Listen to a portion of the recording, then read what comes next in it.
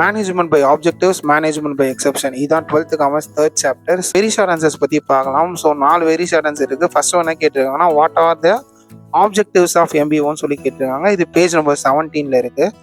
Page number 17 objectives of MBO கீழே 2 point எழுத போகிறோம். ஃபர்ஸ்ட் பாயிண்ட் என்ன அப்படின்னா to measure and judge performance. நம்ம ஒரு ஆப்ஜெக்டிவ் வச்சு பண்ணாதான், எந்த ஒரு வேலையுமே செஞ்சாதான் நம்ம வந்து கரெக்டாக அதை மெஷர் பண்ணி நம்ம ஜட்ஜ் பண்ண முடியும். இல்லை அப்படின்னா எந்த ஆப்ஜெக்டிவுமே இல்லைனா நம்மளால் எதையுமே வந்து மெஷரும் பண்ண முடியாது, ஜட்ஜும் பண்ண முடியாது.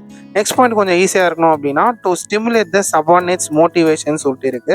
ஆப்ஜெக்டிவ்னு ஒரு விஷயம் இருந்தால் தான் எல்லாம் மோட்டிவேட்டடாக செயல்படுவாங்க. அதில் முக்கியமாக வந்து சபார்டினேட் மோட்டிவேட்டடாக வேலை செய்யணும் அப்படின்னா அப்போ கண்டிப்பாக அந்த ஆர்கனைசேஷனில் ஒரு ஆப்ஜெக்டிவ்னு ஒரு விஷயம் இருக்கணும். செகண்ட் கொஸ்டின் வந்து bring out the meaning of எம்பிஇன்னு கேட்டிருக்காங்க. இதுக்கான ஆன்சர் வந்து பேஜ் நம்பர் 19 இருக்குங்க.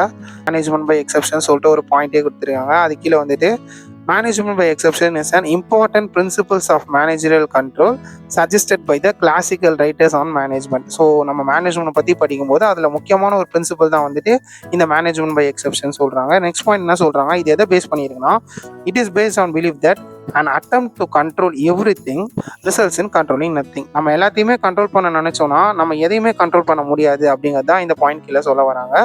நெக்ஸ்ட் பாயிண்ட் என்னன்னா management exception is a style of business management that focuses on identifying and handling the cases that deviate from the norm.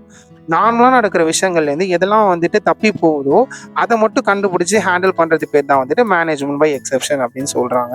Next third question என்ன கொடுத்துருக்காங்கன்னா mention the 2 advantages of எம்பிஓன்னு சொல்லியிருக்காங்க. இதுவும் வந்து page number 19 தான் இருக்குது.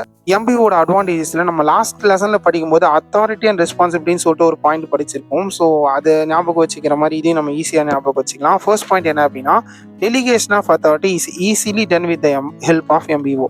So delegation அப்படின்னா ஒப்படைவுன்னு சொல்லுவாங்க. ஸோ அது வந்து எம்பிஓ மூலியமாக ஈஸியாக ஒவ்வொருத்தங்களுக்கு ஒரு வேலையை வந்து நம்ம பிரித்து கொடுத்துடலாம். நெக்ஸ்ட் வந்து responsibility of worker is fixed through MBO.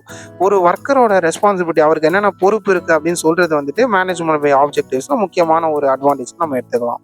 Last question what is கேஆர்ஏன்னு கேட்டிருக்காங்க. இது வந்து பேஜ் நம்பர் 17 இருக்குது.